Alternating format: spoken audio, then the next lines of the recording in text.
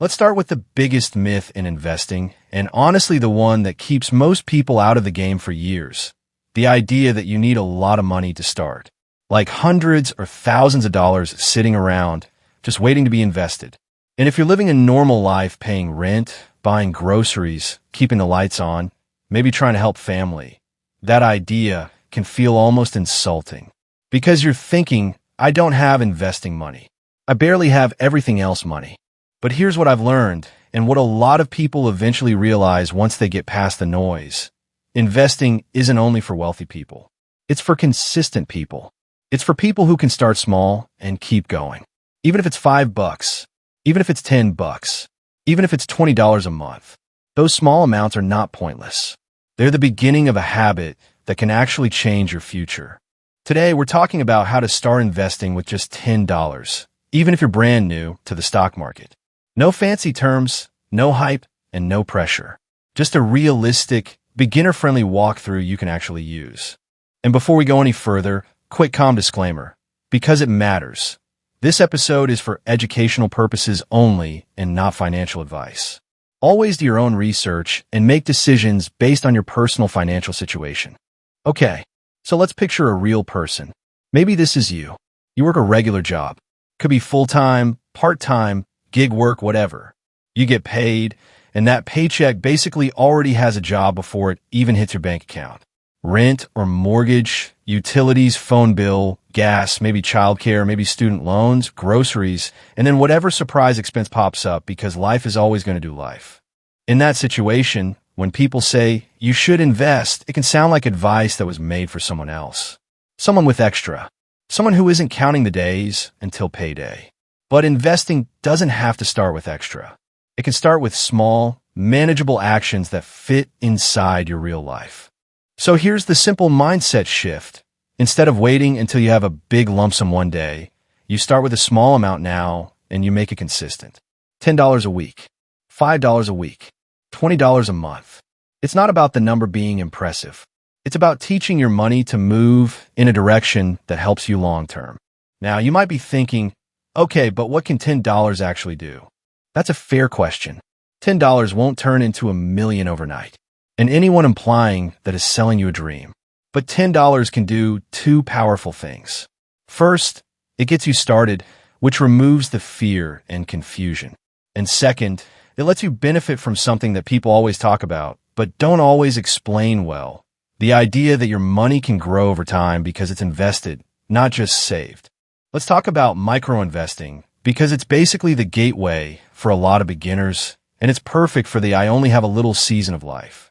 Micro-investing simply means investing small amounts of money regularly instead of waiting until you have a big amount. That's it. No secret. No special trick. Just small deposits on a repeat schedule. So if you put in $10 a week, you're investing in a way that fits your budget. If you put in $20 a month, same thing. If you set up something like $5 every payday, same thing. Micro-investing is basically saying, I'm not going to wait for the perfect financial moment. I'm going to begin with what I can handle. And here's why small weekly investments matter. It isn't only the amount. It's the consistency. Consistency does two things at the same time. It builds your investing balance little by little, and it builds you. It builds your comfort level. It builds your understanding. It builds the habit of showing up even when you don't feel like you know everything yet. A lot of people stay stuck because they think they need to study for 6 months before they invest $1. But the truth is, most people learn faster once they have a small amount invested because it becomes real. You start paying attention. You start noticing how the market moves. You start reading a little, learning a little, adjusting a little. That's how beginners become confident investors over time. Let's make this even more real with numbers. If you invest $10 a week, that's about $40 a month, so around $520 a year. If it's $20 a month, that's $240 a year. Is that life-changing in 1 year? Probably not. But does it turn into something meaningful as the years stack up? Especially if you increase it later when you can? Yes. And more importantly, it proves to you that investing is something you can do, not something you watch other people do. Now, to invest in the stock market, you typically need something called a brokerage account. I want to make this extremely simple. because people hear brokerage and assume it's complicated or only for pros. A brokerage account is basically an account you open with a company that lets you buy investments like stocks and ETFs. Think of it like this. A bank account is where you hold money for saving and spending. A brokerage account is where you hold money for investing. It's a place where you can put your investing dollars and use them to buy pieces of companies or funds. And yes, there are different types of brokerage accounts, but for today, we're keeping this beginner level. The big idea is you choose a platform, you open an account, you connect your bank, and then you can start buying investments. Some beginner-friendly brokerage platforms you might hear about include Robinhood, Fidelity, and Charles Schwab. Robinhood is known for being easy to use, especially if you're brand new and you want a simple interface. Fidelity is a long-time trusted platform with a lot of tools if you want to grow into it over time. Charles Schwab is also a well-known option with beginner-friendly resources and education. I'm not telling you which one to pick. The best choice depends on what feels comfortable to you and what you're looking for. But those are examples of places people commonly start. Now, one of the best features for beginners, especially if you're investing small amounts, is automatic investing. A lot of brokerages will let you set up recurring investments, which means you can choose an amount like $5, $10, maybe $20, and have it automatically move from your bank account into your brokerage account on a schedule. And let me tell you why that matters. Because life gets busy and motivation comes and goes. Automatic investing takes motivation out of the equation. It turns investing into something like paying a bill, except you're paying yourself. You're building your future in the background while you're living your current life. If you get paid every week or every 2 weeks, you can line it up with payday. You can make it small enough that it doesn't wreck your budget, but steady enough that it builds momentum. Even $10 a week can feel surprisingly doable when it's automated and you plan for it. Now let's talk about another thing that changed the game for people without a lot of money: fractional shares. Back in the day, if one share of a company cost, say, $300, you needed $300 to buy it. If you didn't have that, you weren't buying that stock. End of story. Fractional shares mean you can buy a slice of share instead of the whole thing. So instead of needing $300, you can invest $10 and own a small piece. Not a full share, but a fraction. And as you keep investing, those fractions can add up over time. Eventually, you might build up to owning whole shares just by being consistent. This is one of the reasons starting with $10 is actually realistic today, because you're not locked out of higher price investments. You can start where you are and still participate in the market. Now, I want to slow down and talk about the emotional side because this is where most beginners struggle. Not because they're not smart, not because they're lazy. It's usually fear, confusion, and comparison. Fear of losing money is real. Nobody wants to invest and watch their balance drop the next day. And yes, that can happen. The market goes up and down. That's normal. Investing isn't a straight line. But the goal for most beginners shouldn't be to avoid every dip. The goal is to build a long-term habit and understand that short-term movement is part of the process. Another big barrier is thinking you need hundreds or thousands to start. If you still believe that, you'll keep waiting. And the risk of waiting is that you miss time. Time is one of the biggest advantages you have when it comes to growing money slowly. Starting small now can be more powerful than starting big later, because you're giving your money more years to grow. Then there's comparison. You see someone online talking about their portfolio, their gains, the stock they picked, how they doubled their money, and you're sitting there with $10 in a dream. But you have no idea what their situation is. Maybe they started years ago. Maybe they had help. Maybe they got lucky. Maybe they're leaving out the losses. Comparing your beginning to someone else's highlight reel will mess with your head every time. And one more barrier: waiting too long to begin because you want the perfect moment. You want the market to be calm. You want the news to be positive. You want to feel confident. But the perfect time rarely shows up with a ribbon on it. Starting small is how you build confidence, not the other way around. Now, let's go over some beginner mistakes to avoid, because avoiding a few traps can save you a lot of stress. First, trying to get rich overnight. If you go in thinking investing is a fast money machine, you're going to make risky choices. You're going to chase things you don't understand, and you're going to feel crushed when it doesn't work. Real investing, for most people, is slow on purpose. Boring can be beautiful here. Second, following social media hype. Just because a stock is trending doesn't mean it's a good investment for you. People online will speak with a lot of confidence about things they barely understand.